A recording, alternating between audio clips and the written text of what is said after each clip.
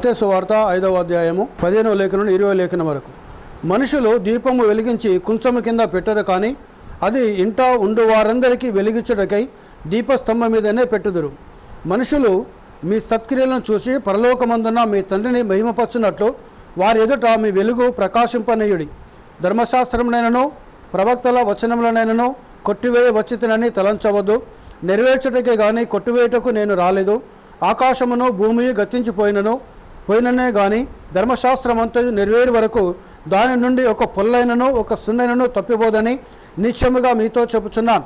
కాబట్టి ఈ ఆజ్ఞలలో మిగులు అల్పమైన ఒక దానినైనను మీరి మనుషులకు అలాగూ చేయ బోధించు వాడెవడో వాడు పరలోక రాజ్యములో మిగులు అల్పుడు అనబడును. అయితే వాటిని గైకొని బోధించు వాడెవడో వాడు పరలోక రాజ్యములో గొప్పవాడు అనబడును. శాస్త్రుల నీతి కంటనో పరిసయ్యుల నీతి కంటనో మీ నీతి అధికము కాని ఎడల మీరు పరలోక రాజ్యంలో ప్రవేశింపనేరని మీతో చెప్పుచున్నాను. దేవుడి వాక్యమును దీవించునుగాక. ప్రార్థన చేసుకుందాం. దయగల మా దేవా, నీకు వందనాలు చెల్లిస్తున్నాం నాయన. కృపగల మా తండ్రి, నీకు స్తోత్రములు చెల్లిస్తున్నాం. జీవాధిపతి అయిన మా పరమ తండ్రి, నీ ఘననామాన్ని బట్టి ప్రభా నీకు ఎనలేని వందనాలు, ఎనలేని కృతదాసులు చెల్లిస్తున్నాం నాయన. నువ్వు నమ్మదగిన దేవుడవు తండ్రి, మహోన్నతమైన దేవుడవు తండ్రి, సర్వోన్నతమైన దేవుడవు తండ్రి, నీకు వందనాలు ప్రభా.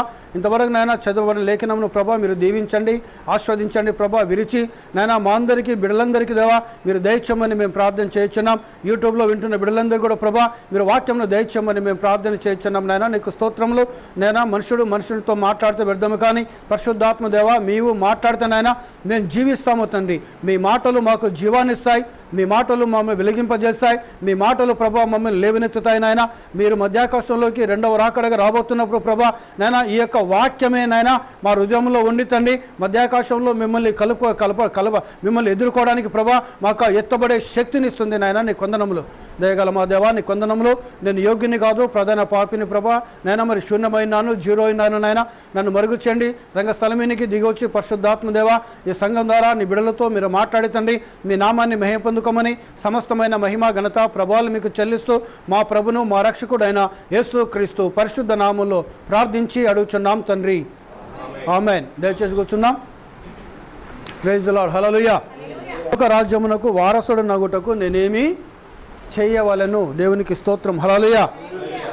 ఈ లోకంలో ఉన్న మనమందరం కూడా ఈ దేశంలో, ఈ ప్రపంచంలో, ఈ భూమిన జీవిస్తున్న మనము దేవుని యొక్క రాజ్యానికి వెళ్ళడానికి, నిత్య జీవానికి వెళ్ళడానికి, నిత్య జీవంలోకి మనము పాలిభాగస్థులము కావడానికి, అదేవిధంగా నిత్య జీవాన్ని స్వతంత్రించుకోవడానికి, ఇంకా నిత్య జీవానికి హక్కుదారులము కావడానికి మనం ఈ లోకంలో దేవుని చేత ఎన్నిక చేయబడిన ప్రజలం మనం.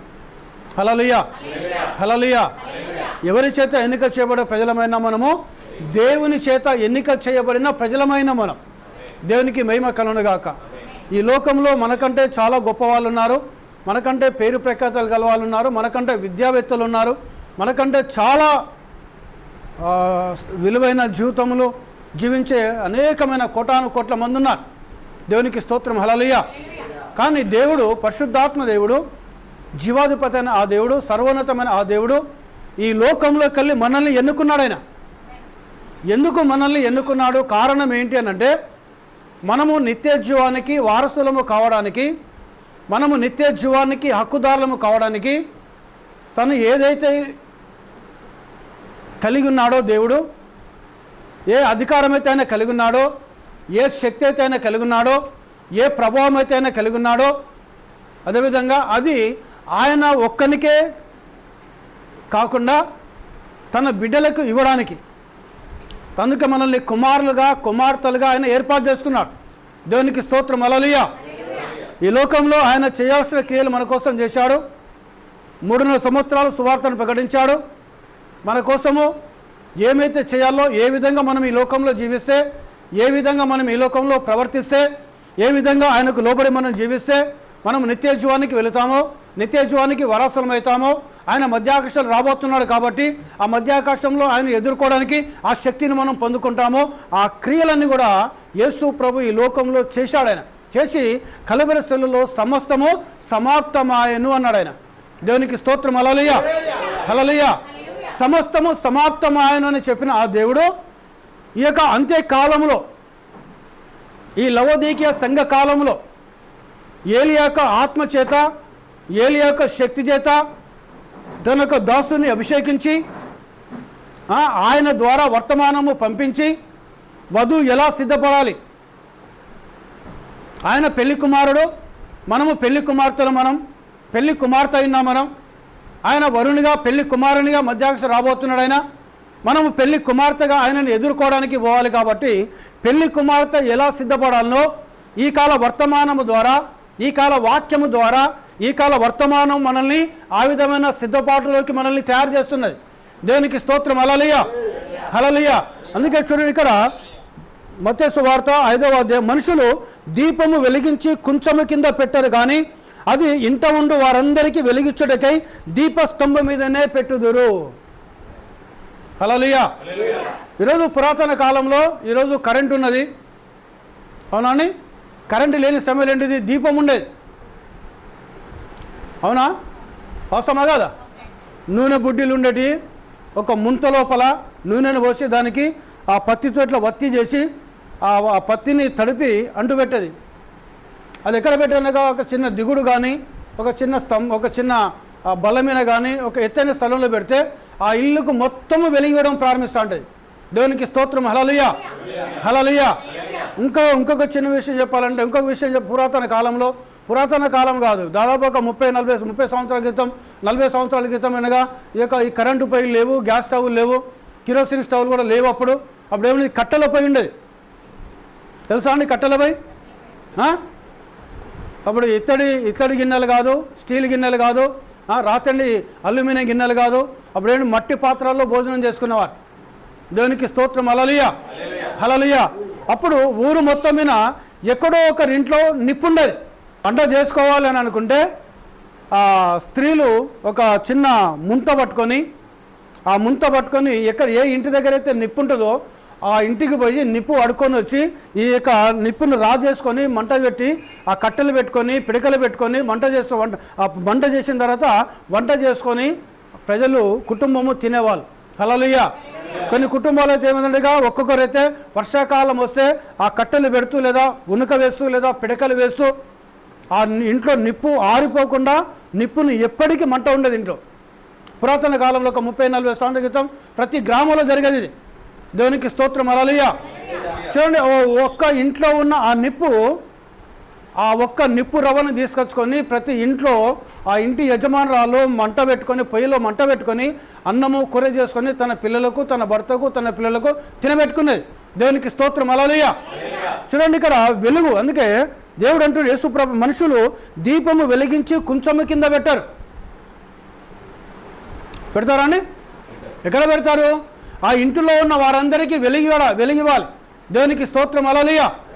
కాబట్టి ఇంటిలో ఉన్న వారందరూ వెలిగించడానికి ఆ దీపమును దీపస్తంభం పెడతారు. ఈరోజు నీ ఇంట్లో నీ ఒక్కరిని రక్షించబడితే, నీ భార్య రక్షించబడితే, నీ భర్త రక్షించబడితే, నీ కుమారు రక్షించబడితే, నీ కూతురు రక్షించబడితే, నీ తండ్రి రక్షించబడితే, నీ తల్లి రక్షించబడితే, నీలో ఉన్న వెలుగు ఏం కావాలనగా నీ ఇంట్లో ఉన్న వారందరికీ ప్రసరింపజేయాలి. హల్లెలూయా, హల్లెలూయా. నీలో ఉన్న వెలుగు, నువ్వు ఆ వెలుగును ఏం చేయొద్దు, నువ్వు ఆరిపోనియద్దు. నువ్వు ఆ వెలుగును నూనె పోస్తూ ఉండాలి. ఆ వెలుగు రావడానికి నూనె కావాలి. నూనె అనగా దేవుని యొక్క వాక్యం కావాలి. దేవునికి స్తోత్రం. హల్లెలూయా, హల్లెలూయా. చూడండి, మొదట కుటుంబం గురించి మాట్లాడారు దేవుడు. దేవునికి మహిమ కలుగును గాక. నీ ఇంట్లో కొన్ని ఇల్లు నీ ఇంటిని చక్కదిద్దుకోవాలి.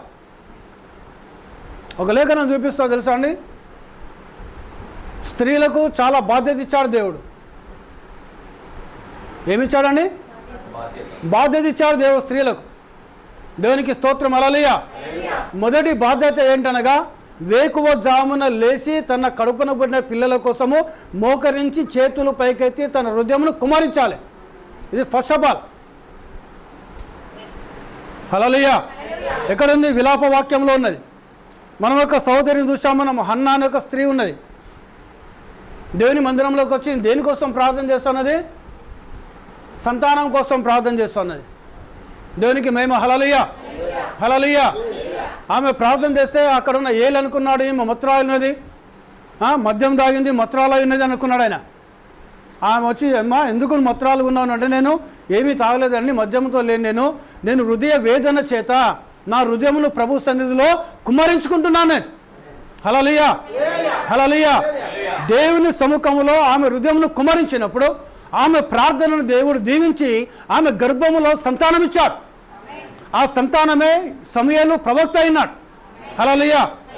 అంటే వేకువ జామున లేచి ఆమె దేవుని ఆలయంలోకి వచ్చి మనం అనుకోవచ్చు ఉదయం లేచి ఉదయం తెల్లారిన సూర్యోదయం అప్పుడు ప్రార్థించింది కావచ్చు, మధ్యాహ్నం ప్రార్థించింది కావచ్చు, సాయంత్రం ప్రార్థించింది కావచ్చు. కాదండి, బైబిల్ చెప్తుంది వేకువ జామున తన పిల్లల కోసము, తన భర్త కోసము, తన కుటుంబం కోసము స్త్రీ ప్రార్థన చేయాలి. హల్లెలూయా, హల్లెలూయా. దేవునికి మహిమ కలుగును గాక. రెండవ పాయింట్ ఏంటనగా స్త్రీ తన భర్తను, తన పిల్లలను వాక్యములో పెట్టాలి. ఎక్కడ ఉంది? సామెతలో ఉంటుంది. ఇల్లు గురించి మాట్లాడండి కాబట్టి ఆ లేఖనాలు చూపిస్తాను, నేను చూపించి ముందుకు వెళ్ళిపోతాను. సామెతలు 21వ అధ్యాయము 26వ లేఖనము, 27వ లేఖనం, 28వ లేఖనం చదవండి సార్. ధనాదం త్వరగా చదవాలి. జ్ఞానము కలిగి తన నోరు తెరచును, కృపగల ఉపదేశము ఆమె బోధించును, ఆమె తన ఇంటివారి నడతలను బాగుగా కనిపెట్టును, పని చేయకుండా ఆమె భోజనము చేయదు, ఆమె కుమారులు లేచి ఆమెను ధన్యురాలందరూ. చాలామంది కుమార్తెలు పతివ్రత ధర్మము అనుసరించున్నారు, కానీ వారందరికంటే నీవు మించిన దానవు అని ఆమె పెనిమిటి ఆమెను పొగడును. అందము మోసకరము, సౌందర్యము వ్యర్థం, యెహోవా యందు భయభక్తులు కలిగిన స్త్రీ కొనియాడబడును. హల్లెలూయా, హల్లెలూయా. ఇక్కడ ఏం చెప్తున్నాడు దేవుడు? సామెతల్లో పరిశుద్ధాత్మ దేవుడు సొలొమోను తోటి జ్ఞానము కలిగి తన నోరు తెరచును, కృపగల ఉపదేశము ఆమె బోధించును. అంటే నా ఉద్దేశం ఇక్కడ పులిపెట్టి మీదకి ప్రసంగాలు చేయమని కాదు నేను చెప్పేది, ఇక్కడ వాక్యం చెప్పేది. తన భర్త తప్పుగా ప్రవర్తిస్తే తన భర్తను సరిదిద్దుకోవాలి, తన కుమారులను సరిదిద్దుకోవాలి. దేవునికి స్తోత్రం, హల్లెలూయా. ఒకవేళ స్త్రీ హృదయంలో దేవుడు వెలుగు పెడితే, అదేవిధంగా పురుషుని హృదయంలో దేవుడు వెలుగు పెడితే ఆ పురుషుడు తన భర్త యొక్క తన భార్య యొక్క ప్రవర్తన భార్యను సరిదిద్దుకోవాలి, తన పిల్లలను కూడా భర్త కూడా సరిదిద్దుకోవాలి. దేవునికి స్తోత్రం, హల్లెలూయా, హల్లెలూయా. ఆమె తన ఇంటి వారి నడతలు బాగుగా కనిపెట్టును. దేవునికి స్తోత్రం, హల్లెలూయా. దేవునికి మహిమ కలుగును. ఇంటి వరకే ఆమె, బయట కాదు. బయటకు వెళ్ళి ప్రసంగాలు చేయడం చెప్పడానికి బైబిల్ అనుమతి ఇవ్వటం లేదు. నీ ఇంట్లో నీ భర్తకు చెప్పాలిగా వాక్యం ఇలా చెప్తుంది, నీ వాక్యానుసారంగా జీవించు. నీ భార్య చెప్పుకోవాలి, వాక్యం ఇలా చెప్తుంది, నువ్వు వాక్యానుసారంగా జీవించు. కుమారుడు వాక్యానికి తప్పిపోతున్నావు, ఇక దేవుని యొక్క వాక్యం ఈ విధంగా చెప్తుంది, నువ్వు వాక్యానికి లోబడు. కుమార్తెను వాక్యాన్ని తప్పిపోతున్నావు, నువ్వు వాక్యానికి లోబడని తల్లి తన పిల్లలకు చెప్పుకోవాలి, భర్త చెప్పుకోవాలి. భర్త కూడా తన భార్య చెప్పుకోవాలి, తన పిల్లలకు చెప్పుకోవాలి. హల్లెలూయా, హల్లెలూయా. దేవునికి స్తోత్రం కలుగును గాక, దేవునికి మహిమ కలుగును గాక. ఇక్కడ ఏమంటున్నాడో చూడండి. చాలామంది కుమార్తెలు పతివ్రత ధర్మం అనుసరించుతున్నారు, కానీ వారందరికంటే నీవు మించిన దాను. ఎందుకు మించిన దానవు? ఆమె దేవుని యొక్క వాక్యానికి లోబడి జీవిస్తున్నది కాబట్టి. ప్రైజ్ ది లార్డ్, హల్లెలూయా, హల్లెలూయా. దేవునికి మహిమ కలుగును గాక, దేవునికి స్తోత్రం, హల్లెలూయా. నీవు వారందరి మించిన దానవు అని ఆమె పెనిటి ఆమెను పొగడును. అందము మోసకరము, సౌందర్యము వ్యర్థం, యెహోవా యందు భయభక్తుల స్త్రీ కొనియాడబడును. దేవునికి మహిమ కలుగును గాక, హల్లెలూయా. ఒకవేళ ఆమె స్త్రీ లోపల దేవుడికి వెలుగును వర్తమానం పెడితే తన పిల్లలను తన భర్తను వర్తమానంలో నడిపించుకోవాలి. ఒకవేళ భర్త హృదయంలో దేవుడు వర్తమానం పెడితే తన భార్యను తన పిల్లలను వర్తమానంలోకి భర్త నడిపించుకోవాలి. దేవుని స్తోత్రం, హల్లెలూయా. తండ్రిగా పిల్లలను నడిపించుకోవాలి, తల్లిగా పిల్లలు నడిపించుకోవాలి. అందుకే ఏమంటున్నాడు? మంచము దీపము వెలిగించి కుంచము కింద పెట్టరు, కానీ అది ఇంట ఉండు వారందరికీ వెలిగించడానికై దీపస్తంభమైన పెడుతురు. హల్లెలూయా. ఇక్కడ దీపం అంటే వెలుగేమినది? ఈ కాల వర్తమానం వెలుగైనది. దేవునికి స్తోత్రం, హల్లెలూయా. ఏలియా ప్రవక్త ద్వారా వచ్చిన వర్తమానం ఈ కాలానికి వెలుగైనది. కాబట్టి నువ్వు వెలుగుతో నింపబడ్డావంటే నీ కుమారుల ప్రవర్తన మార్చాలను, నీ కుమార్తెల ప్రవర్తన మార్చాలి, నీ భార్య ప్రవర్తన మార్చాలి, నీ భర్త ప్రవర్తన మార్చాలి, నీ ఇంటివారి ప్రవర్తన మార్చనగా నీలో వెలుగును పెట్టాడు దేవుడు. కాబట్టి హల్లెలూయా, హల్లెలూయా. ఆ వెలుగులోకి వాళ్ళని నడిపించుకోవాలను. ఇప్పుడు దేవునికి మేము ఆ విధంగా దేవుడు దీవించడము ప్రారంభిస్తూ అంటాడు. మనుషులు మీ సత్క్రియలను చూసి పరలోకమందున్న మీ తండ్రిని మహిమపరచునట్లు వారి ఎదుట మీ వెలుగు ప్రకాశింపనీయుడి. హల్లెలూయా. ఇప్పుడు కుటుంబంతో మాట్లాడండి, ఇప్పుడు ఏం చేస్తున్నాడు? మళ్ళీ సమాజంలో మాట్లాడుతున్నాడు దేవుడు. మీ సత్క్రియలు అనగా మంచి క్రియలు. ఏం క్రియలండి? క్రైస్తవుడు ఏం క్రియలు చేయాలి? మంచి క్రియలు చేయాలి. దేవునికి మహిమ. హల్లెలూయా, హల్లెలూయా. నువ్వు మంచి క్రియ చేస్తే నీ క్రియను చూసి వారు దేవుని మహిమపరచాలి. ఇగో నేను నీ సహోదరి వల్ల జీవించాలని, నేను ఈ సహోదరుని వల్ల జీవించాలని. ఆమె ఎలా దేవునికి లోబడుతున్నది, అతడు దేవునికి ఎలా లోబడుతున్నాడు. సో ఆమె వల్ల నేను దేవునికి లోబడాలి, అతని వల్ల నేను దేవునికి లోబడాలి. వాళ్ళు జీవించినట్టుగా నేను జీవించాలి దేవుని కోసం, వాళ్ళు ప్రవర్తించినట్టుగా నేను దేవుని కోసం ప్రవర్తించాలి నేను. హల్లెలూయా. సో ఈ విధమైన క్రియలను చేసినప్పుడు మనుషులు ఆటోమేటిక్గా నీ క్యారెక్టర్ను చూసి, నీ ప్రవర్తన చూసి వర్తమానంలోకి వచ్చేస్తారు వారు. దేవునికి మహిమ. హల్లెలూయా, హల్లెలూయా. దేవునికి ఘనత కలుగును గాక. వీళ్ళు మనుషులు ఏటో మన వెలుగును, వెలుగంటే ఈరోజు ఈ కాల వర్తమానం వెలుగైనది. అర్థమైందండి? ప్రతి కాలానికి దేవుడు వర్తమానం పంపించాడు. కాబట్టి ఈ కాలానికి, లవోదీక సంఘకాలానికి ఏలియా ప్రవక్త ద్వారా, బ్రదర్ బ్రానమ్ ద్వారా ఏ వర్తమానం ఏది వచ్చిందో ఆ వర్తమానం మనకు వెలుగైనది. దేవునికి స్తోత్రం. హల్లెలూయా, హల్లెలూయా. దేవుని నామానికి మహిమ కలుగును గాక. చూడండి, ధర్మశాస్త్రమునైనను ప్రవక్తల వచనములైనను కొట్టివేయవచ్చునని తలంచవద్దు. దేవుని స్తోత్రం. హల్లెలూయా. దేవుని నామానికి మహిమ కలుగును గాక. ధర్మశాస్త్రమునైనను ప్రవక్తల వచనములనైనను కొట్టివేయవచ్చునని తలంచవద్దు. ధర్మశాస్త్రాన్ని యేసు ప్రభు కొట్టివేయలేదు. దేవునికి మహిమ. హల్లెలూయా, హల్లెలూయా. కొట్టివేశాడండి? కొట్టివేయలేదైనా, హెచ్చించాడాయన. ధర్మశాస్త్రమును హెచ్చించాడాయన. ఫర్ ఎగ్జాంపుల్ చెప్తాను, నరహత్య చేసే పాపం అనగా కత్తితో కానీ, గొడ్డలితో కానీ, మారణాయుధంతో కానీ ఒక వ్యక్తిని చంపితే పాపం. ధర్మశాస్త్రం చెప్తా ఉన్నది. కొత్త నిబంధనలకు వచ్చిన తర్వాత యేసు ప్రభు ఏమంటున్నాడు ఇక్కడ? ఎవరికైనా తెలుసా లేఖనం? నీ సహోదరుని చూసి వ్యర్థుడా అని అంటే నువ్వు నరహంతకు నువ్వు అన్నాడు ఆయన. అక్కనేమో మారణాయుధముతో కొట్టిది చంపితే పాపము, ఇక్కడ సహోదరుని చూసి వ్యర్థుడా అని అంటే నువ్వు నరహంతకు నువ్వు దేవుని దృష్టిలో. కొట్టివేశాడా, హెచ్చించాడు ఆయన? హెచ్చించిండ లేదా? దేవుని స్తోత్రం. హల్లెలూయా. ఇంకొకటి ఏంటిది? అక్కడ వ్యభిచారం, క్రియారూపంలో వ్యభిచారం చేసే పాపం. కొత్త నిబంధనలో ఏమంటున్నాడు ఆయన? ఒకసారి చూడండి, ఇదే 5వ అధ్యాయము 28 లేఖనం చదవము ఒకసారి. 27, 28. 5వ అధ్యాయము మత్తయి సువార్త 27, 28. వ్యభిచారము చేయవద్దని చెప్పబడిన మాట మీరు విన్నారు కదా. నేను మీతో చెప్పినది ఏమనగా, ఒక స్త్రీని మోహపు చూపుతో చూచు ప్రతివాడు అప్పుడే తన హృదయమందు ఆమెతో వ్యభిచారము చేసిన వాడగును. హల్లెలూయా. అక్కడ క్రియలలో చేసే పాపము, ఇక్కడ చెడు చూపుతో చూస్తేనే పాపం. అంటే హెచ్చించిండా, కొట్టేశాడు ఆయన? హెచ్చించాడు ఆయన. అందుకే ప్రవక్త బ్రదర్ బ్రానమ్ అంటాడు, కొన్ని లక్షల రేట్లు హెచ్చించాడు ధర్మశాస్త్రాన్ని ఆయన. దేవునికి మహిమ. హల్లెలూయా. దేవునికి ఘనత కలుగును గాక. దేవుని నామానికి మహిమ కలుగును గాక. సో అందుకే ఆయన నెరవేర్చడానికి వచ్చాడు, ఆయన కొట్టివేయడానికి రాలేదు. అక్కడ వ్యభిచారంలో పట్టబడిన స్త్రీని రాళ్లతో కొట్టి చంపాలి. ఈయన దగ్గర తీసుకొచ్చి పెట్టారు. మోసే ధర్మశాస్త్రం ఇలా చెప్తుంది ప్రభా, మరి మీరు ఏమంటారు అన్నాడు ఆయన. వారందరూ వచ్చి అడిగారు, ఆయన అడిగారు. ఆయన ఏమన్నాడు? ఆయన మీలో పాపము చేయని వాడు మొదట రాయి తీసి ఆమెను కొట్టండి అన్నాడు. దేవునికి స్తోత్రం. హల్లెలూయా. ఆ మాట బైబిల్ చెప్తుంది, వాళ్ళ హృదయాలను కుచ్చుకునేది. ఒక గుణపంతో పొడిచినట్టు అయిపోయింది వారి హృదయాలను. దేవునికి మహిమ కలుగును గాక. తలెత్తి చూస్తున్నాడు ఆయన, కింద రాస్తున్నాడు ఆయన.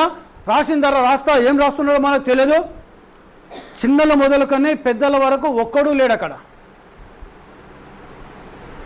ఆయన సన్నిధిలో ఏ ఒక్కడు కూడా పరిశుద్ధుణ్ణి ఆయన అనిపించుకోలేకపోయారు అక్కడ. నీతిమంతుణ్ణి ఆయన అనిపించుకోలేకపోయారు అక్కడ. దేవునికి స్తోత్రం. హల్లెలూయా. అవునా కాదు? వాస్తవమా కదా? చిన్నల మొదలుకొని పెద్దల వరకు ప్రతి ఒక్కడు వెళ్ళిపోయారు అక్కడికి వెళ్ళి. ఆయన తలెత్తి చూస్తే, అమ్మ ఎవరిని శిక్షించలేదు అంటే, ఎవరిని శిక్షించలేదు ప్రభా అన్నది ఆమె. ఏం చేశాడు ఆయన? నేను నీ రాళ్ళతో కూడా చంపుతాను అన్నాడు ఆయన. అమ్మ ఇక మీదట పాపము నీవు చెయ్యకు. హల్లెలూయా, హల్లెలూయా. ఎంతటి ప్రేమను చూపించిండు ఆయన. హల్లెలూయా, హల్లెలూయా. అవునా కదా? వాస్తవమేనా? దేవునికి మహిమ కలుగును గాక, దేవునికి ఘనత కలుగును గాక. ఆమెనే లాజరు యొక్క సహోదరి మరియా. దేవునికి స్తోత్రం. హల్లెలూయా, దేవునికి మహిమ. అంటే చూడండి, ఇక్కడ యేసు ప్రభు ధర్మశాస్త్రమును హెచ్చించాడు గొప్ప తగ్గించలేదైనా, కొట్టివేయలేదైనా. దేవునికి స్తోత్రం. హల్లెలూయా. అందుకే చూడండి, ధర్మశాస్త్ర ఆకాశమును భూమి గతించిపోయిననే కానీ ధర్మశాస్త్రమంతా నెరవేరు వరకు దాని నుండి ఒక పొల్లైనను ఒక సిన్నను తప్పిపోదని నిశ్చయముగా మీతో చెప్తున్నాను. ధర్మశాస్త్రం అంతా నెరవేర్చబడాలి. దేవునికి మహిమ. హల్లెలూయా. ఆకాశము భూమి తప్పిపోవచ్చు, చుట్టారట ఆయన. దేవునికి స్తోత్రం. హల్లెలూయా, హల్లెలూయా. దేవుని నామానికి మహిమ కలుగును గాక. దాన్ని చుట్టివేసి ఆకాశం చుట్టివేస్తాడట, భూమిని కూడా చుట్టివేస్తాడట దేవుడు. ఒక దినం రాబోతున్నది. అందుకే క్రొత్త ఆకాశము క్రొత్త భూమిని చూపించాడు దేవుడు. దేవునికి స్తోత్రం. హల్లెలూయా. కానీ ధర్మశాస్త్రం అనగా ఈరోజు దేవుని యొక్క వాక్యంలో ఒక్క పొల్లు కూడా తప్పిపోద్దు. మనం నీకు నచ్చింది చేస్తా, నచ్చింది చేయనంటే కుదరదు. నీకు వాక్యం నచ్చినా నచ్చకపోయినా. హల్లెలూయా. కిందే మాట్లాడుతున్నాడు, ఇక్కడ బోధకుల గురించి కూడా మాట్లాడుతున్నాడు. ఏమని చూడండి, ఈ ఆజ్ఞలో మిగులు అల్పమైన ఒక దానినేను మీరి మనుషులకు అలాగూ చేయ బోధించు వాడెవడో వాడు పరలోక రాజ్యంలో మిగులు అల్పుడు అనబడను. చాలామంది ఏం చేస్తారంటే, చాలామంది ఈ వాక్యం బోధిస్తే అబ్బో వాళ్ళ హృదయాలు కఠినమే, వాళ్ళ హృదయాలు మారిపోతాయి, వాళ్ళు చర్చికి రారు, వారు ప్రార్థనకు రారు, వారు ఈ ఆలోచనలు ఉంటాయి చాలామంది బోధకులకు. అవునండి? అలాంటి సంకుచితమైన ఆలోచనతో వాక్యం బోధించదును. దేవునికి మహిమ. హల్లెలూయా, హల్లెలూయా. చూడండి, మిగులు అల్పమైన వాటిని తీసుకొని బోధిస్తారు. ఏంటిది మిగులు అల్పమైన వాటిది? దేవునికి స్తోత్రం. హల్లెలూయా. మిగులు అల్పమైన ఏంటిది? ఇది స్వస్థత. దేవుడు నిన్ను స్వస్థపరిచాడు, దేవుడు దయ్యాలు వెళ్ళగొట్టాడు. దేవునికి నేను ప్రార్థన చేస్తే స్వస్థత జరిగింది, నేను ప్రార్థన చేస్తే దయ్యం వెళ్ళిపోయింది. దేవుడు ప్రేమ స్వరూపి, దేవుడు మనల్ని ప్రేమిస్తున్నాడు, దేవుడు మనల్ని దీవిస్తున్నాడు, దేవుడు మనల్ని ఆస్వాదిస్తున్నాడు.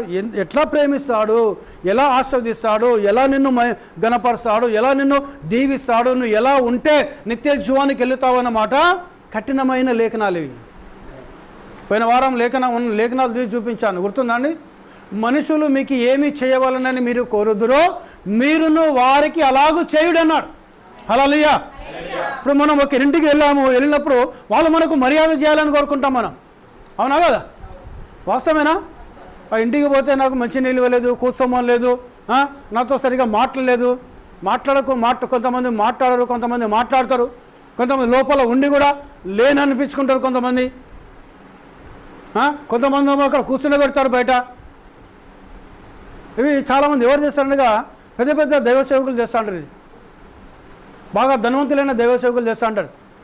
వెంటనే వస్తే బ్రదర్ ఫ్రీగానే ఉన్నట్టు అనుకుంటారని కాసేపు వెయిటింగ్ చేపిస్తారు బయట. నాకు తెలుసు, నాకు చాలామంది చూసాను. నేను 33 సంవత్సరాలు దేవుని సేవ చేయబట్టి నేను. దేవునికి స్తోత్రం. హల్లెలూయా. చాలామంది వాళ్ళు నన్నే కూర్చొని పెట్టారు చాలామంది. పోతే బ్రదర్ చాలా బిజీలో ఒక హాఫ్ అన్ అవర్ కూర్చోండి బ్రదర్. ఆ లోపల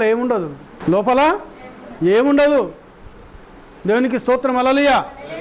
మనం ఏమనుకోవాలా మనం అంటే, బ్రదర్ చాలా బిజీగా ఉన్నాడు, బ్రదర్ చాలా బిజీ అంటే బిజీగా ఉండడానికి యాక్షన్ చేయడం వాళ్ళు. అర్థమైందా? ఇది సేవకులే అండి, విశ్వాసాల గురించి మాట్లాడతాను నేను. దేవునికి స్తోత్రం. హల్లెలూయా. దేవునికి ఘనత కలుగును గాక. సో అది కరెక్ట్ కాదు అది. దేవునికి స్తోత్రం. హల్లెలూయా. మిగులు అల్పమైన వాటిని బోధిస్తే వానికి అల్పమైన బహుమానమే. ఇప్పుడు అందరూ చూడండి, డినామినేషన్లో ఏం బోధిస్తారు వాళ్ళు? గత 3 వారాలకే నేను బోధిస్తున్నా. ఆ బోధ డినామినేషన్ చర్చిలో బోధించింది అనుకోండి, మళ్ళీ అక్కడ అడుగు పెట్టనియారు, నన్ను పెట్టనిస్తారా?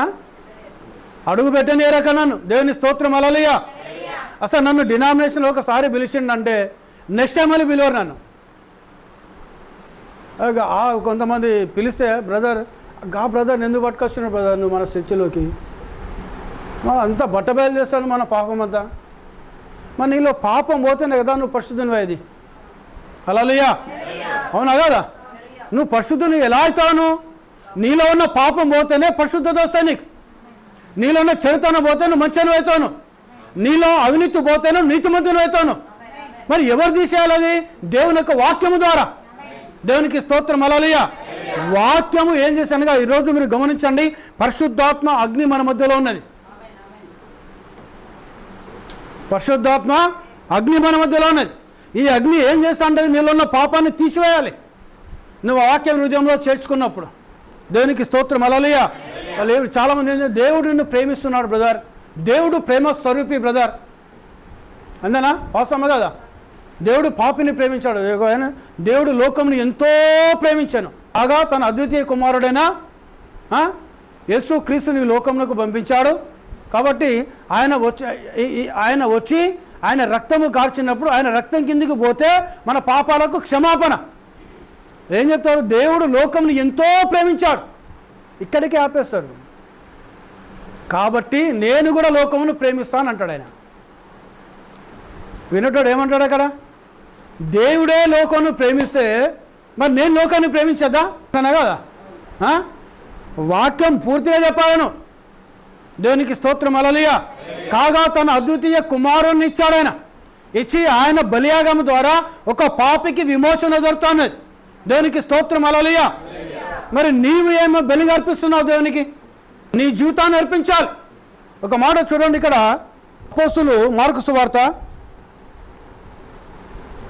ఇది గత 3 వారాల క్రితం మనం మాట్లాడుకున్నాం. ఇక్కడ మార్కు సువార్త 10వ అధ్యాయము 17వ లేఖనకి వెళ్ళి అక్కడ ధనవంతుడు వస్తాడు. వచ్చి యేసు ప్రభువుని అడుగుతాడు, నిత్య జీవానికి నేను వారసుని కావడానికి నేనేమి చేయాలి ప్రభా అని అడుగుతాడు. ఆయన అడిగితే యేసు ప్రభు చెప్తాడు, ఇవి చేయబాబు అన్నాడు. అవన్నీ నేను బాల్యంకెళ్ళి చేస్తున్నావు ప్రభు అన్నాడు. అయితే యేసు ప్రభు అతని మీద కనికరపడి అతని మీద జాలిపడి ఏమంటాడు, నీకు కలిగినదంతా అమ్మి బీదలకు పంచిపెట్టి నువ్వు వచ్చి నన్ను వెంబడించన్నాడు. ఈ వ్యక్తి అతడు మిక్కిలి ధనవంతుడు కాబట్టి దుఃఖపడుకుంటూ వెళ్ళిపోయాడు. ఈ విషయం అంతా మనకు తెలుసు మనకు. దేవునికి స్తోత్రం. హల్లెలూయా. అప్పుడు ఏమంటున్నాడు ఇక్కడ 22వ వాక్యంలో, అతడు మిగులు ఆస్తి గలవాడు గనుక ఆ మాటకు ముఖము చిన్నబుచ్చుకొని దుఃఖపడుచు వెళ్ళిపోయాను.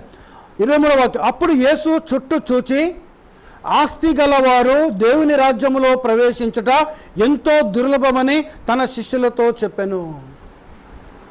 అంటే ఇక్కడ ఆస్తి ఉండదని చెప్పడం లేదు దేవుడు, నీకు డబ్బు ఉండదని చెప్పడం లేదు దేవుడు.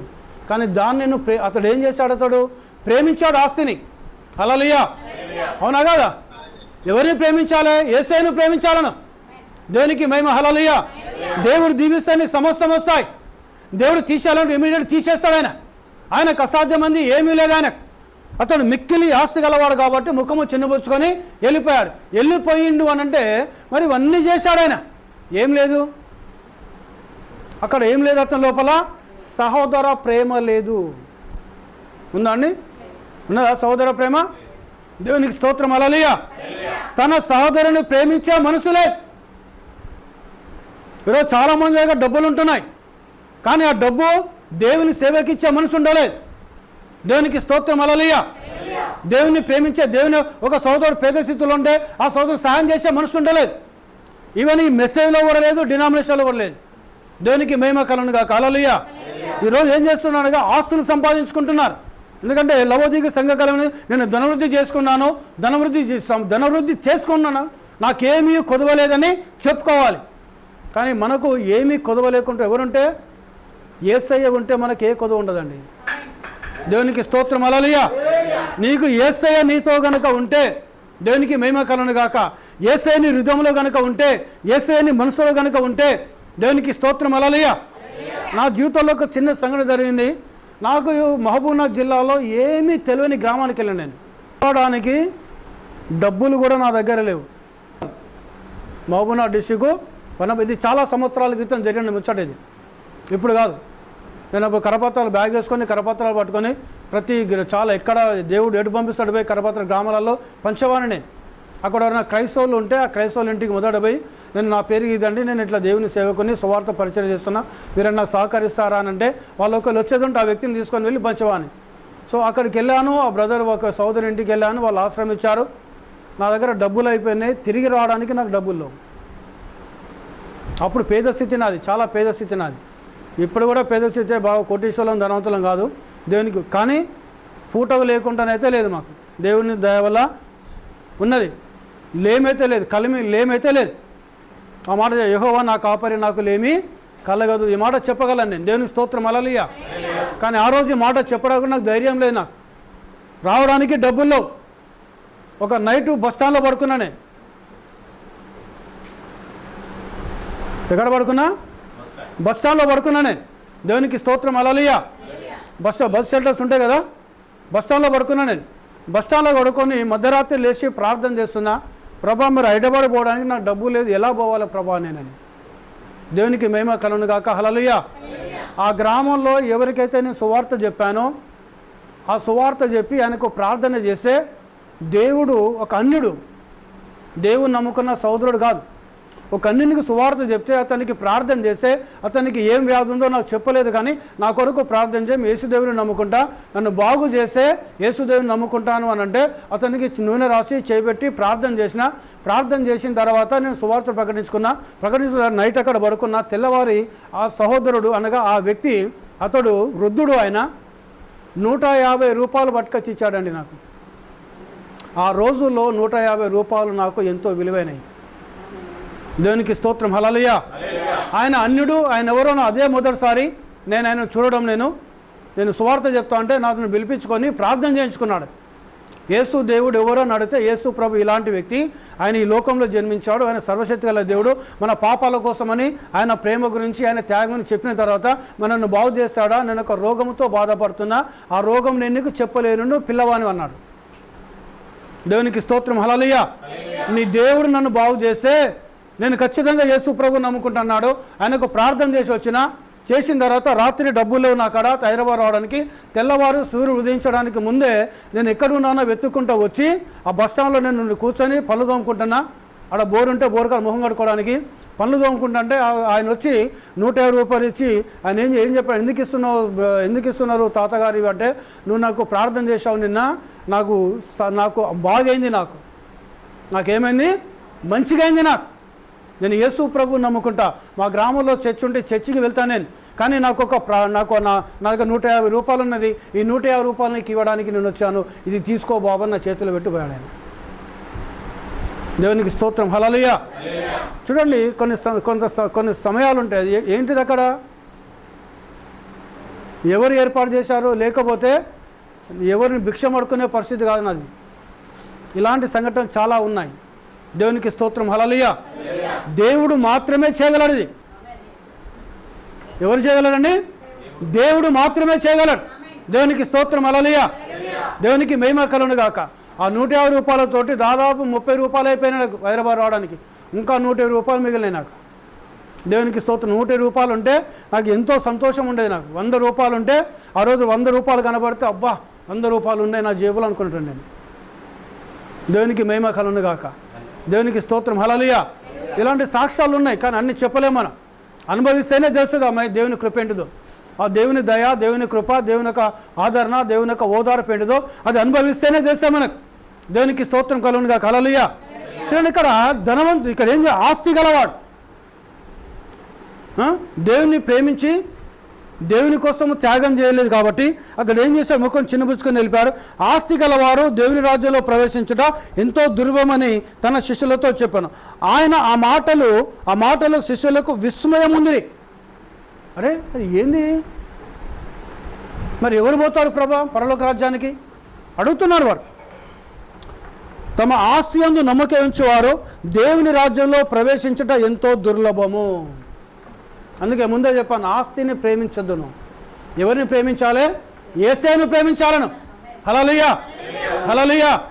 నీ భర్తను కాదు నువ్వు ప్రేమించేది, నీ భార్యను కాదు నువ్వు ప్రేమించేది, నీ తల్లిని కాదు ప్రేమించేది, నీ తండ్రిని కాదు ప్రేమించేది, నీ పిల్లలను కాదు, నీ ఉద్యోగాన్ని కాదు, నీ వ్యాపారం కాదు, నీ ఆస్తిని కాదు, నీ యొక్క స్నేహితులను కాదు, నీ ఇరుపరు వారిని కాదు, నీకు ఏది కాదు. మొదటి స్థానం ఒక క్రైస్తవుని జీవితంలో యేసు క్రీస్తు ఉండాలి. దేవునికి స్తోత్రం, హల్లెలూయా. యేసు క్రీస్తు తర్వాత నీకు ఎవరైనా ఉండాలి నీకు. దేవునికి స్తోత్రం, హల్లెలూయా. ఎందుకంటే ఆయన మొదటి స్థానం, మొదటివాడు అయినా కడపడివాడు ఆయన. మన జీవితంలో మొదటి స్థానం ఇస్తేనే చివరిగా మనతో ఆయన ఉంటాడు. ఆయన నువ్వు నీ జీవితంలో మొదటి స్థానం యేసయ్యకు ఉండకపోతే నీ కడపడి సమయంలో యేసయ్య నీకు ఎలా ఉంటాడు? నీకు ఉంటాడని నేను మొదటివాడను కడపడివాడను నేను. హల్లెలూయా, హల్లెలూయా. జీవించువాడైనా నీ జీవితంలో మొదటి స్థానం ఆయనకి ఇవ్వకపోతే నీ కడపటి స్థితిలో ఆయన నీతో ఎలా ఉంటాడు ఆయన? దేవునికి స్తోత్రం, హల్లెలూయా. దేవునికి మహిమ కలుగును గాక. ఆస్తిని ప్రేమించేవారు దేవుని రాజ్యంలో ప్రవేశించుట దుర్లభము. అందుకు వారు అత్యధికముగా ఆశ్చర్యపడ్డారు, ఇంకా ఆశ్చర్యపడ్డారు. ఎందుకంటే ఇజ్రాయెల్లో పేదవాళ్ళు లేరు అక్కడ, ఇంచుమించు స్టిల్ ఈరోజు కూడా పేదవాళ్ళు లేరు ఇజ్రాయెల్లో. దేవునికి మహిమ కలుగును గాక. యేసు వారిని ఆశ్చర్యపడి, అట్లయితే ఎవడు రక్షణ పొందగలడని ఆయనను అడిగిరి. మరి ఎవరు రక్షించబడతారు ప్రభా అని ఆయనను అడిగారు. అప్పుడు యేసు వారిని చూచి, ఇది మనుషులకు అసాధ్యమే, ఇది మనుషులకు అసాధ్యమే. కాబట్టి ఇది అసాధ్యమే, దేవునికి అసాధ్యము కాదు, దేవునికి సమస్తము సాధ్యమే. హల్లెలూయా. ఇది నీకు అసాధ్యమే నీకు. కానీ నువ్వు ఎవరి మీద విశ్వాసం ఉంచినప్పుడు, నీ జీవితంలో ఎవరికి ప్రథమ స్థానం ఇచ్చినప్పుడు, నీ జీవితంలో ఎవరికి మొదటి స్థానం ఇచ్చినప్పుడు, యేసు ప్రభువుకు మొదటి స్థానం ఇస్తే, యేసు ప్రభువుకు ప్రథమ స్థానం ఇస్తే, యేసు ప్రభుని జీవితంలో మొదటి స్థానం ఉంటే, యేసు ప్రభుకు ప్రాముఖ్యత నువ్వు ఇచ్చేది ఉంటే, ఆయనకు సమస్తము సాధ్యము. హల్లెలూయా, హల్లెలూయా. ఎవరికి సాధ్యమండి? యేసు ప్రభుకు సమస్తము సాధ్యం. దేవునికి మహిమ కలుగును గాక. అందుకే ప్రవక్త, ఈ కాలానికి వచ్చిన ప్రవక్త కూడా తన జీవితంలో మొదటి స్థానము యేసు క్రీస్తే అన్నాడు. ఆయన ఎవరన్నాడు? ఆయన మొదటి స్థానం ఎవరట? యేసు క్రీస్తే. దేవునికి స్తోత్రం, హల్లెలూయా. అందుకే యేసు ప్రభును సిరికిను దేవునికి ఒకే సమయంలో దాసులుగా ఉండలేరు అన్నాడు ఆయన. సిరి అనగా ధనం, ధనమునకు దేవునికి ఒకే సమయంలో దాసులుగా ఉండలేరు. నువ్వు ధనమును దేశించాలి, దేవుని ప్రేమించాలి, దేవుని దేశించాలి, ధనమునన్నా ప్రేమించాలను. కాబట్టి ఒకే సమయంలో రెండు పడవల మీద కాళ్ళు పెట్టి మనము ప్రయాణము చేయలేము ఈ లోకంలో. దేవునికి మహిమ, హల్లెలూయా, హల్లెలూయా. దేవుని నామానికి ఘనత కలుగును గాక. చూడండి, యేసు క్రీస్తు నిన్న నేడు నిరంతరము యుగ యుగములకు ఆయన ఏకరీతిగా ఉన్నాడు. ఆయన మారని దేవుడు, ఆయన మార్పు లేని దేవుడు. ఆయన నామానికి మహిమ కలుగును గాక. హల్లెలూయా.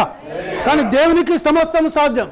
అందుకే నువ్వు దేవునికి ప్రథమ స్థానం ఇచ్చి, నువ్వు దేవుని నందు విశ్వాసం ఉంచి, నువ్వు దేవుని నందు నమ్మకం ఉంచి, నువ్వు దేవుని యొక్క వాక్యానికి లోబడి, దేవుని యొక్క వర్తమానానికి లోబడి, దేవుని వాక్యానుసారంగా నీ జీవితాన్ని నువ్వు మలుచుకున్నప్పుడు, ఏ దేవునైతే నువ్వు ప్రేమిస్తున్నావో, ఏ దేవుని మాటకైతే నువ్వు లోబడుతున్నావో, ఏ దేవునైతే ఆరాధిస్తున్నావో, ఏ దేవుని కోసం ఈ లోకంలో జీవిస్తున్నావో, ఆ దేవుడు నీకు నిత్య జీవానికి వారసుని చేస్తాడు ఆయన. హల్లెలూయా, హల్లెలూయా. కానీ మనం ఏం చేస్తున్నాం? మనము ప్రథమ స్థానం ఇస్తున్నామా దేవునికి? ఇస్తున్నామండి? ఆరాధన అంటే అశ్రద్ధ, దేవుడు అంటే అశ్రద్ధ. ఏం చేస్తాడు లే అనుకుంటాం మనం, అంతేనా కదా? దేవుడు ప్రేమ స్వరూపి. మనం ఏమి చేసినా దేవుడు మనల్ని ప్రేమిస్తాడు, మనల్ని. అందుకే ఈరోజు అంతా అదే బోధిస్తాడు కదా వార్త కొట్టాలో.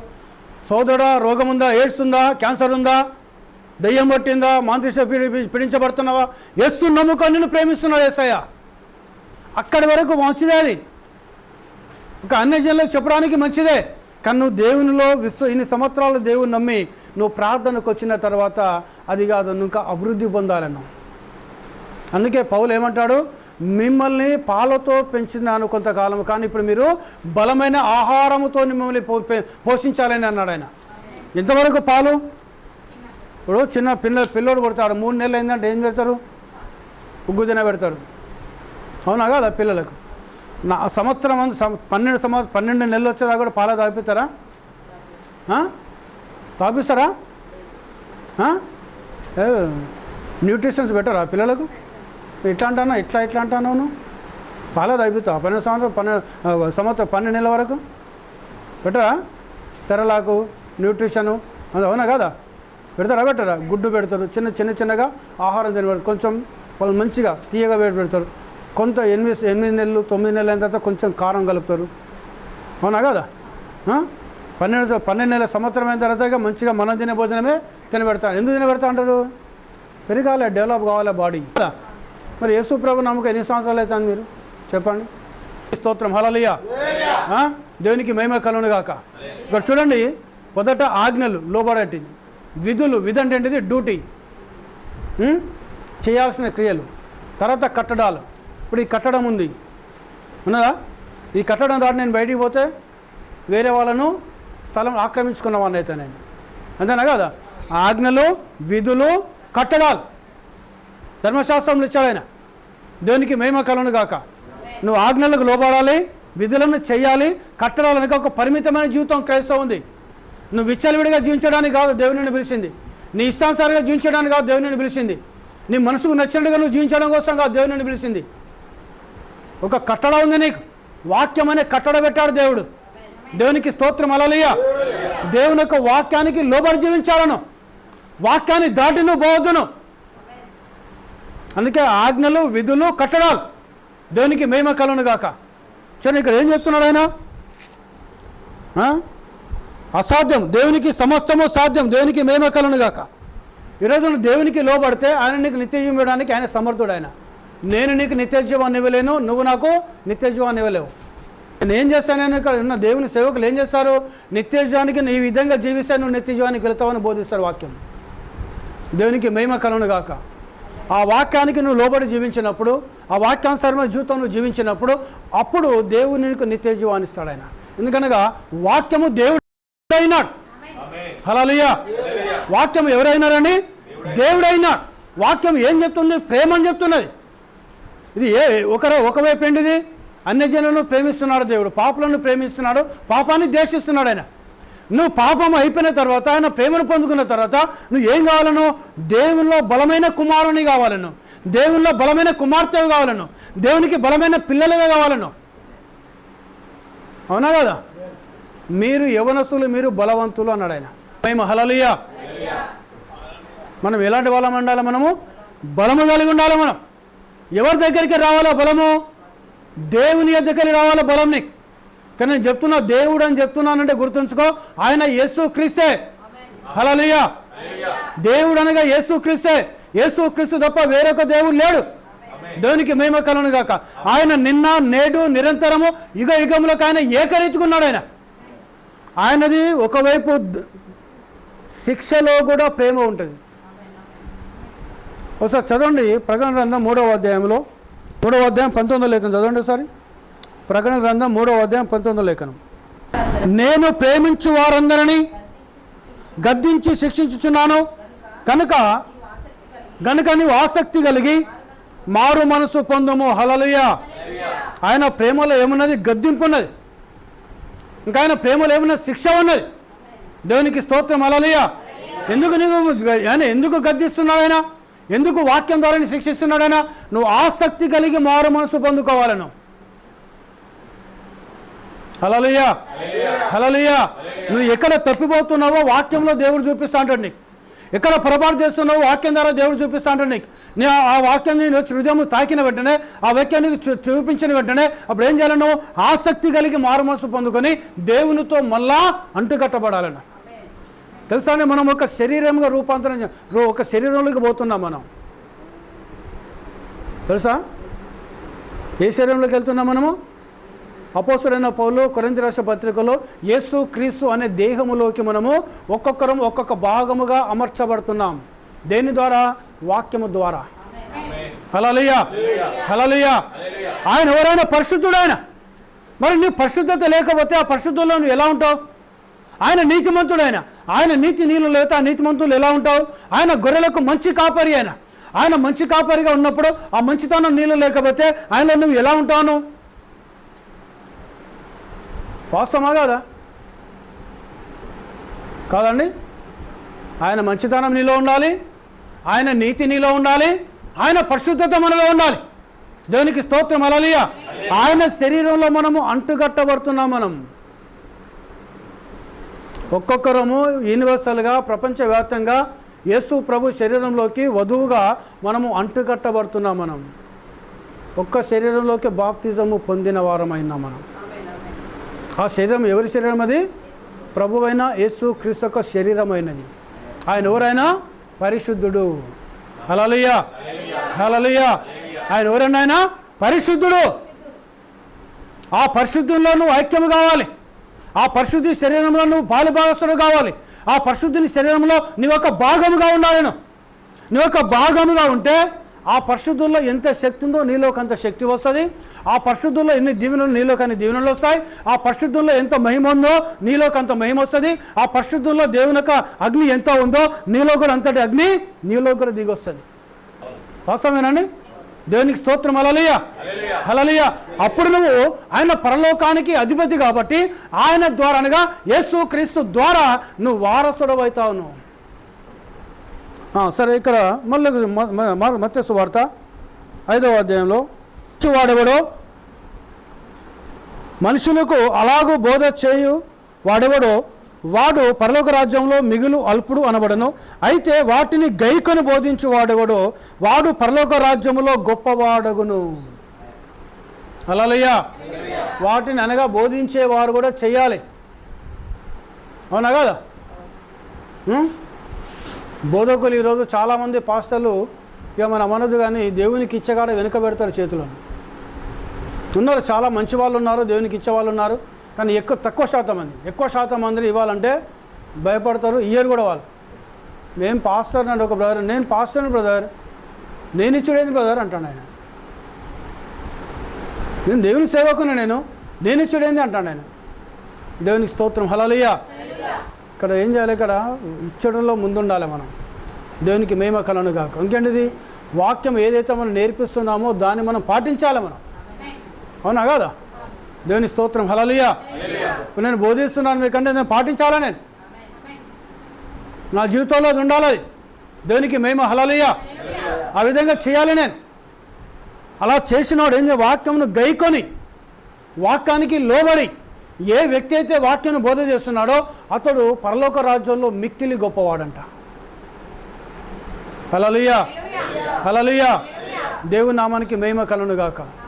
ఈరోజు నువ్వు బోధించేవాడు కాకుండా నువ్వు ఇంకా ఎంత వాక్యంకి ఎంతైతే లోబడుతూ అంటావో, వాక్యంకి ఎంతైతే విధేయరాలు అవుతా అంటావో, వాక్యంకి ఎంతైతే విధేయుడు అవుతా అంటావో నీకు కూడా అంతటి గొప్పతనం అనే ఆధిక్యతను దేవుడు ఇస్తా అంటాడు. దేవునికి మహిమ. హల్లెలూయా, హల్లెలూయా. ఇక్కడ ఏమంటావు చూడండి, శాస్త్రుల నీతి కంటేనో పరిసయ్యుల నీతి కంటేనో మీ నీతి అధికము కాని ఎడలా మీరు పరలోక రాజ్యంలో ప్రవేశింపనేరని మీతో చెప్పుచున్నాను. నీతి ఎట్టుండాలంటే శాస్త్రుల నీతి కంటే అధికము ఉండాలి, పరిసయ్యుల నీతి కంటే మన నీతి అధికముగా ఉండాలి. హల్లెలూయా, హల్లెలూయా. వారి నీతి కంటే నువ్వు అధికమైన నీతిని చెయ్యకపోతే నువ్వు పరలోక రాజ్యానికి వెళ్ళలేవు. ఆ పరిసయ్యుడు వచ్చాడు, దేవునికి చెప్తున్నాడు ఆయన. ఆ రోజు యేసు ప్రభు ఉన్న కాలంలో పరిసయ్యులు మా అంత గొప్పవాళ్ళు ఎవరు లేరు అని విర్రవిగేవాళ్ళు. అపోస్తలుడైన పౌలు కూడా సౌలుగా ఉన్నప్పుడు పరిసయ్యులు అనే తెగకు సంబంధించిన వ్యక్తి ఆయన. చాలా భయముగా చాలా భక్తిగా జీవించేవారు వాళ్ళు. కానీ వాళ్ళు ఒకటి వదిలేశారు. ఏం వదిలేశారు వారు? మత్తయి సువార్త 23వ అధ్యాయంలో 23వ వాక్యం చదవండి ఒకసారి. అయ్యో వేషధారులైన శాస్త్రులారా, పరిసయ్యులారా, మీరు పుదీనలోను సోపులోను జీలకర్రలోను 10వ వంతు చెల్లించి ధర్మశాస్త్రములో ప్రధానమైన విషయములను అనగా న్యాయమును, కనికరమును, విశ్వాసమును విడిచిపెట్టితిరి. చదువు బ్రదర్. వాటిని మానక వీటిని చేయవలసి ఉండెను. శాస్త్రాల గురించి, పరిసయ్యుల గురించి. దేవుని స్తోత్రం. హల్లెలూయా. వాటిని మానేయమని చెప్పలే దేవుడు. అవునా కాదా? వాస్తవేనండి. వాళ్ళ నీతి కంటే మన నీతి అధికం కావాలి. అప్పుడే నువ్వు పరలోక రాజ్యానికి వెళ్తావు. దేవునికి స్తోత్రం. హల్లెలూయా. చూడండి, ఒక వ్యక్తి పరిసయ్యుడు వచ్చి దేవుని సముఖంలో వచ్చి ప్రార్థన చేస్తున్నాడు. ఈ ఉపమానం యేసు ప్రభు చెప్పాడు. ఒక సుంకరి వచ్చాడు, ఒక పరిసయ్యుడు వచ్చాడు దేవుని మందిరంలోకి. సుంకరేమో అయ్యా నేను పాపిని అని ఆకాశం వైపు చూడడానికి కూడా కన్నులెత్తగా తల వంచుకొని నేను పాపినయ్యా నన్ను కనికరించయ్యా అని మొరబెట్టాడు. కానీ పరిసయ్యుడు ఏమని ప్రార్థించాడు? పరిసయ్యుడు ఏమని ప్రార్థించాడు? బైబిల్ చదవాలి మనం. అందుకే మార్నింగ్ 4:30కి పెడతాను నేను. 2 అధ్యాయాలు కానీ 1 అధ్యాయం కానీ చదివించి ఆ అధ్యాయం మీదనే ఏం చేస్తున్నా, దాని మీదనే దాంట్లో ఆ లేఖనాలు తీసుకొని కొంత వాక్యం బోధించడం అవుతుంది. దేవునికి స్తోత్రం. హల్లెలూయా, హల్లెలూయా. ఏం బోధించాడు, ఏమని ప్రార్థించాడు ఆయన? ప్రభువా ప్రతి విశ్రాంతి దినమును నేను పాటిస్తున్నాను, వారంలోకి 2 సార్లు ఏం చేస్తున్నట్టు ఆయన? ఉపవాసం ఉండి ప్రార్థన చేస్తున్నట్ట. నా రాబడి ఎంతటిలో దశంభాగములు ఇచ్చి నేను ఘనపరుస్తున్నాను. ఈ సుంకరి వలె పాపిగా ఉండనందుకు ప్రభా నీకు వందనాలు తండ్రి అని ప్రార్థిస్తున్నాడు ఆయన. కరెక్టే నా ప్రార్థన? ఈ సుంకరి వలె పాపిగా ఉండనందుకు నీకు వందనాలు తండ్రి అని ప్రార్థన చేస్తున్నాడు ఆయన. కానీ సుంకరి ఏం చేస్తున్నాడో తల వంచి ఆకాశం వైపు చూడడానికి కూడా కనులే చూడడానికి భయపడి నేను పాపినయ్యా నన్ను కనికరించాలని ప్రార్థించాడు ఆయన. ఈయన వచ్చి పరిసైడ్ వచ్చామో దేవుని సమ్ముఖంలో నేను నీతిమంతునని చెప్పుకుంటున్నాడు ఆయన. ఎందుకంటే జీవిస్తాడు ఆయన. దేవుని స్తోత్రం హల్లెలూయా. ఈయనేమో నేను పాపిని ప్రభా నన్ను కనికరించమన్నాడు. నీతిమంతునని చెప్పుకున్నవాడేమో పాపి అయ్యాడు. పాపిని ప్రభా కనికరించమన్నవాడేమో పరిశుద్ధుడయ్యాడు. అంటే చూడండి ఇక్కడ ఆ శాస్త్రులు, ఆ కాలంలో శాస్త్రులు, ఆ కాలంలో పరిసయ్యులు ఎలాంటి వాళ్ళంటే మన ఇండియాలో కొంతమంది ఉండేవారు. ఈరోజు ఈ మెసేజ్లో కూడా పరిసయ్యులు ఉన్నారు. మెసేజ్లో ఈ వర్తమానంలో ఎవరున్నారు తెలుసా అండి? పరిసయ్యులు ఉన్నారు. పాస్టర్ చైర్లో కూర్చుంటే విశ్వాసి నిలబడాలి. ఈయన కూర్చోమన్న దాకా కూడా కూర్చోద్దు వాళ్ళు అక్కడ. పాస్టర్ లోపల ఉంటే విశ్వాసి బయట అరుకాడ కూర్చోవాలి. మెసేజ్లో ఉన్నారు పాస్టర్లు, విశ్వాసం అలా చూసేవాళ్ళు. ఏం చేస్తారు తెలుసా అండి? ఒకరోజు ఒక సోదరు ఒక కుటుంబం కూరగాయలు పట్టుకొచ్చేయాలి పాస్టర్ గారికి.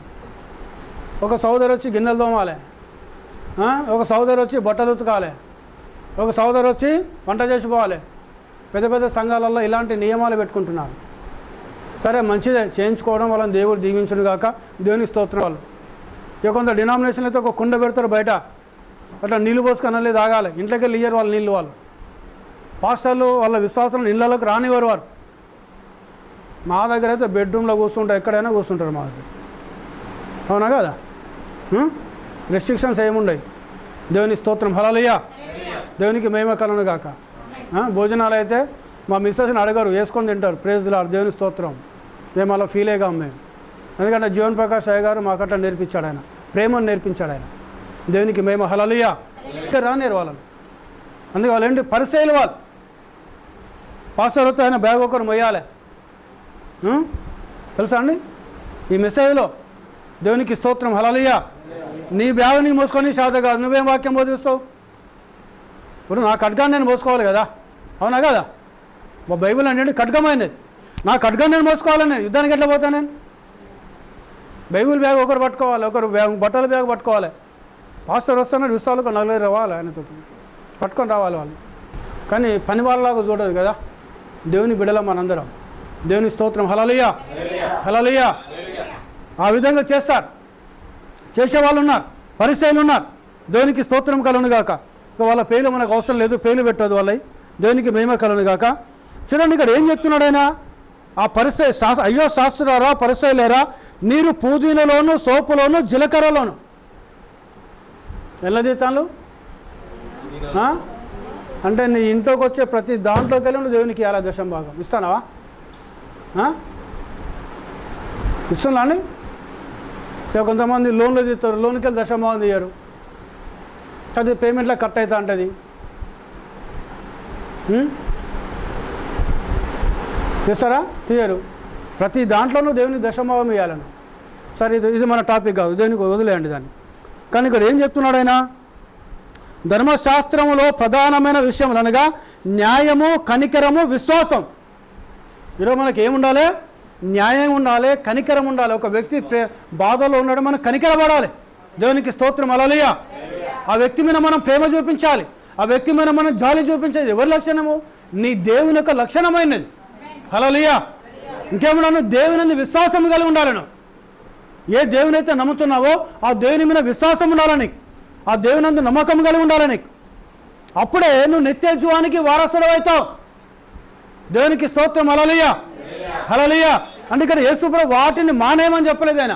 వాటిని మానక అనగా వాటిని చేస్తూ నీ హృదయంలో ప్రేమ ఉండాలి, నీ మనసులో విశ్వాసం ఉండాలి, నీలో కనికరం ఉండాలి, నువ్వు న్యాయంగా జీవించాలి ఈ లోకంలో. హల్లెలూయా, హల్లెలూయా. అవునా కదా? ఎవరికి అన్యాయం చేయొద్దును, ఒకరికి మోసం చేయొద్దును, ఒకరికి తప్పుడు సలహాలు ఇవ్వద్దును, ఒకరిని రాంగ్ గైడ్ చేయొద్దును. దేవునికి స్తోత్రం. హల్లెలూయా. నువ్వు చేతనగా మంచిగా చెప్పు, నీకు తెలుస్తేనే చెప్పు, తెలియకపోతే చెప్పకు. నువ్వు ఒకరి వాస్తుని ఆక్రమించుకోవద్దు, మనం ఒకరి భూమిని ఆక్రమించుకోవద్దు, మనం అన్యాయం ఎవరికి మనం చేయొద్దు. మనం ఇంకేంటిది, కనికరం అనేది చాలా ప్రాముఖ్యమైనది. ఈ ధనవంతుని మన యేసు ప్రభు కనికరపడ్డాడు తెలుసా అండి. నిత్యజీవానికి నేను వారసుడు కావడానికి నేను ఏం చేయాలి ప్రభు అని ధర్మశాస్త్ర ఉపదేశకుడు చదివితే అతన్ని కనికరపడి అతని మీద నీకు కలిగినది అమ్మి బీదలకు పంచిపెట్టి నువ్వు వచ్చి నన్ను వెంబడించు అన్నాడు ఆయన. హల్లెలూయా, హల్లెలూయా. అతడు మిక్కిలి ధనవంతుడు కాబట్టి ముఖము చిన్నబుచ్చుకొని ఆ స్థలం వదిలేసి వెళ్ళిపోయాడు. అంటే ఏం కోల్పోయాడు? నిత్యజీవాన్ని కోల్పోయాడు. అందుకే శాస్త్రుల నీతి కంటేను పరిసల నీతి కంటేను మీ నీతి అధికము కాని ఎడలా మీరు పరలోక రాజ్యమును ప్రవేశించలేరు. ఇప్పుడు అధికము కావాలా మన నీతి అంటే ఎవరు? వాళ్ళకంటే గొప్పగా నీతిమంతుడు ఎవరు? యేసు ప్రభు కదా, అవునా కదా? హల్లెలూయా. శాస్త్రుల కంటే పరిసల కంటే ఆ రోజుగా అసలు ఈ భూమి మీద ఎవరైనా ఏ మానవుడైనా కావచ్చు, అందరికంటే నీతిమంతుడు ఒక్కడే యేసు ప్రభు అయినా. హల్లెలూయా, హల్లెలూయా. ఆయన నీతిని నెరవేర్చాలను. ఎవరి నీతిని? యేసు ప్రభు యొక్క నీతిని నెరవేర్చాలి. యేసు ప్రభులో ఉన్న ప్రేమ నీ లోపల ఉండాలి, యేసు ప్రభులో ఉన్న జాలి నీ లోపల ఉండాలి, యేసు ప్రభులో ఉన్న దయ నీ లోపల ఉండాలి, యేసు ప్రభులో ఉన్న ఆ కనికరం నీ లోపల ఉండాలి, యేసు ప్రభులో ఉన్న కటాక్షం నీ లోపల ఉండాలి. అందుకే మంచి సమరయుడు ఎవరు? మంచి సమరయుడు ఇక్కడ నా పొరుగువాడు ఎవడని అడిగాడు ఆ ధర్మశాస్త్ర ఉపదేశకుడు. ఆయన యేసు ప్రభుని శోధించడానికి. ఎవరు పొరుగువాడు? అవసరతలు ఉన్నవాడు కదా, అవునా కదా? దేవుని స్తోత్రం. హల్లెలూయా, హల్లెలూయా. ఎవరైతే అవసరతలు ఉన్నారో వారికి నువ్వు సహాయం చేయాలను, నువ్వు చేయి ముడుచుకోవద్దును. ఒక మాట చూపించాలండి నేను. ఇదే మత్తయి సువార్త 5వ అధ్యాయము 40వ వాక్యం నుండి 42 వరకు చదవండి ఒకసారి. 5వ అధ్యాయము 40 లేఖ నుండి 41, 42. ఎవడైనా నీ మీద వాద్యము చేసి నీ అంగి తీసుకొని పోయినా ఎడల వానికి నీ పై వస్త్రం కూడా ఇచ్చివేయము. ఒకడు 1 మైలు దూరము రమ్మని నిన్ను బలవంతము చేసిన ఎడల వానితో కూడా 2 మైళ్ళు వెళ్ళుము. నిన్ను అడుగువానికి ఇమ్ము, నిన్ను అప్పు అడుగుగోరు వారి నుండి నీ ముఖము తిప్పుకోవద్దు. 3 కొండమీని ప్రసంగం ఇది యేసు ప్రభు చేసి. ఈ 3 లేఖనాల్లో ఏం కనబడుతుంది? ప్రేమ కదా, అవునా కదా? ప్రేమనా కాదా? ప్రేమ, జాలి, కనికరం. 1 మైలు రమ్మంటే అతనితో కలిసి నువ్వు 2 మైలు వెళ్ళమన్నాడు యేసు ప్రభు. నీ అంగి నాకు కావాలి బ్రదర్, నాకు అంగి లేదు అని అంటే అంగితో పాటు పై వస్త్రం కూడా అతనికి ఇచ్చాయన్నాడు దేవుడు. హల్లెలూయా, అవునా కదా? వాస్తవమా కదా? నీ దగ్గరికి అప్పు అడిగి నీకు వచ్చినప్పుడు నీ ముఖాన్ని తిప్పుకోవద్దు. క్రైస్తవులు ఏరివి డబ్బు విషయంలో మాత్రం చాలా భయంకరంగా ఉంటారు క్రైస్తవులు. దేవునికి మహిమ కలుగును గాక.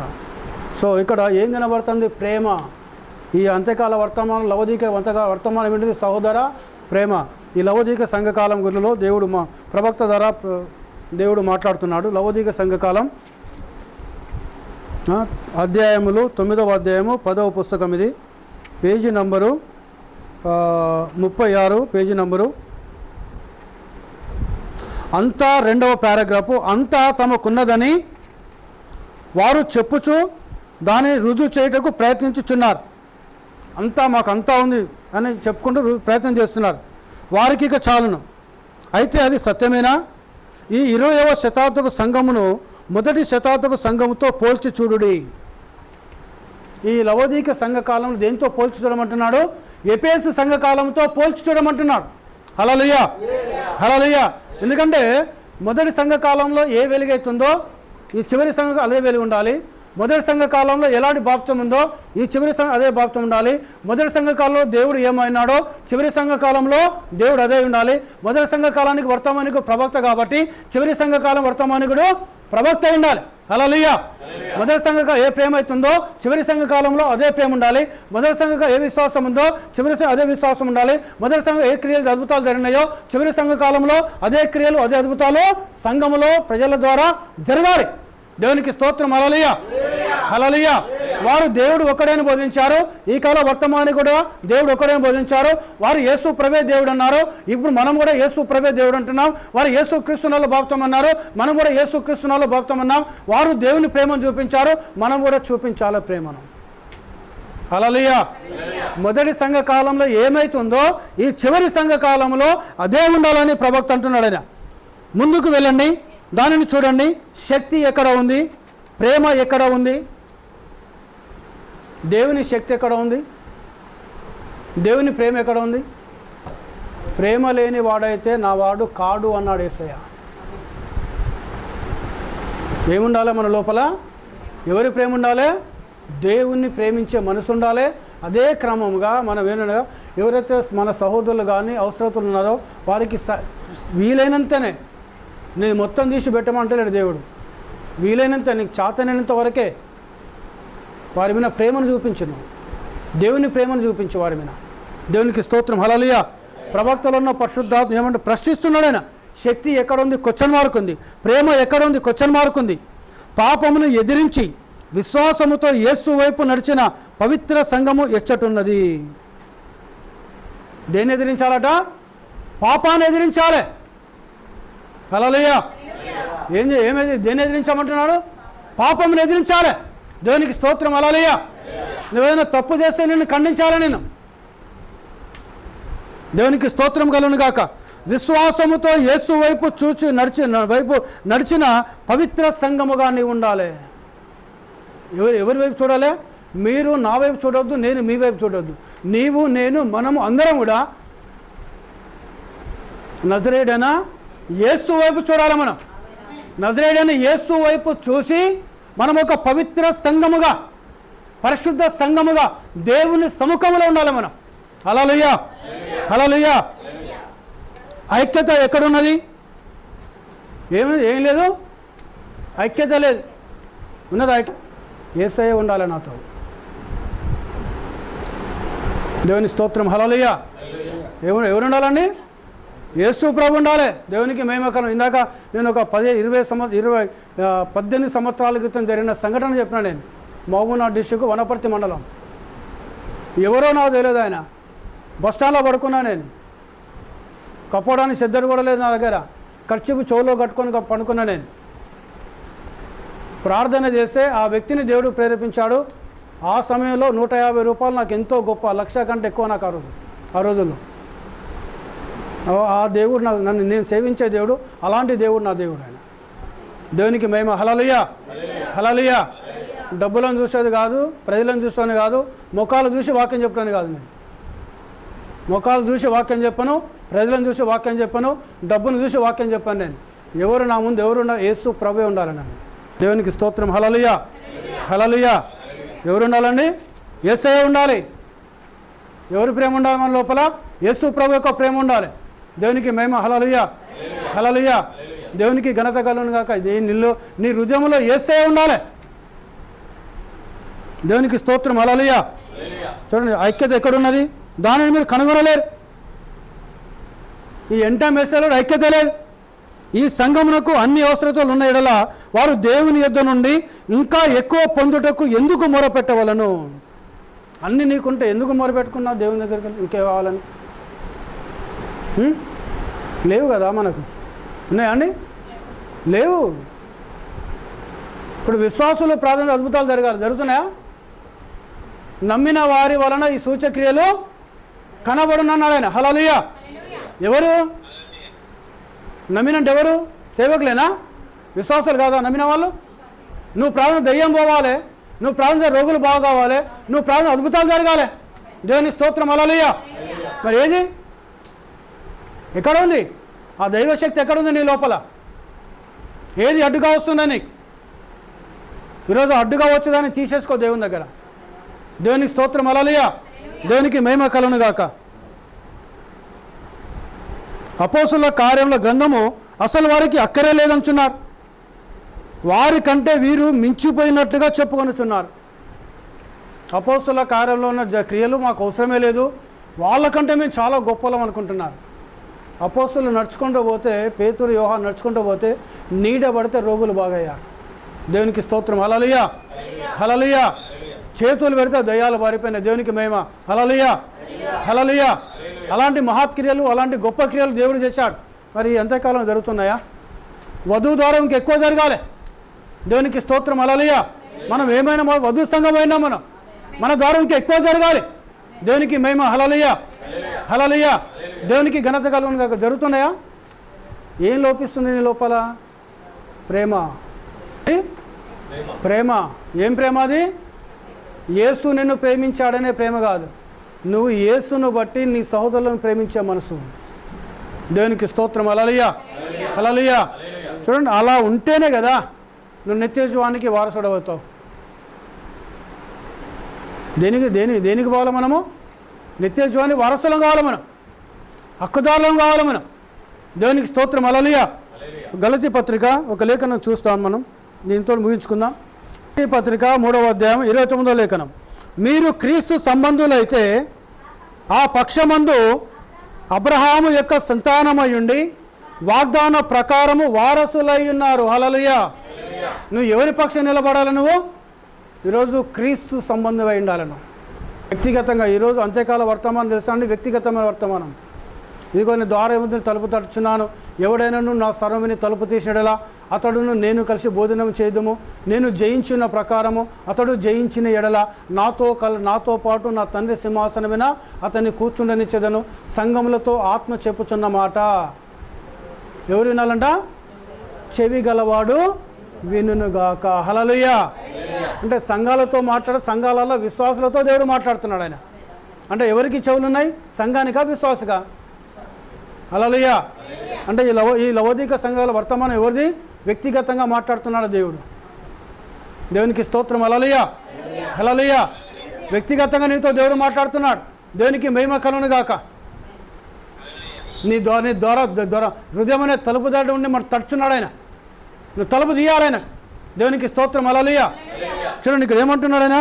క్రీస్తు సంబంధులైతే ఆ పక్షమందు అబ్రహాము యొక్క సంతానమయ్యుండి వాగ్దాన ప్రకారము వారసులై ఉన్నారు.